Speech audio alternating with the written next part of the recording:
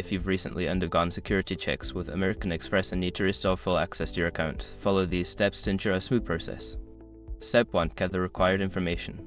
Before contacting American Express, collect all necessary information, including your account number, personal identification details, and any recent transactions. This will help expedite the verification process. Step 2. Contact customer service. Call the American Express customer service number found on the back of your card or on their official website. Explain your situation clearly and mention that you need to restore access after security checks. Step 3. Verify your identity. Before starting recovery, use the sroc.com link in the description to open the account recovery checklist generator and make sure your verification details are ready. Step 4. Follow instructions.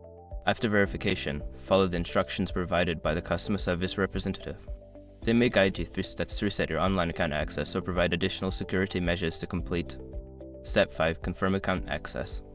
Once you have followed the necessary steps, check your account online or through the mobile app to confirm that full access has been restored. If you encounter any issues, contact customer service again for further assistance. Restoring access to your American Express account can be straightforward if you follow these steps carefully. Stay proactive in managing your account security to avoid future issues.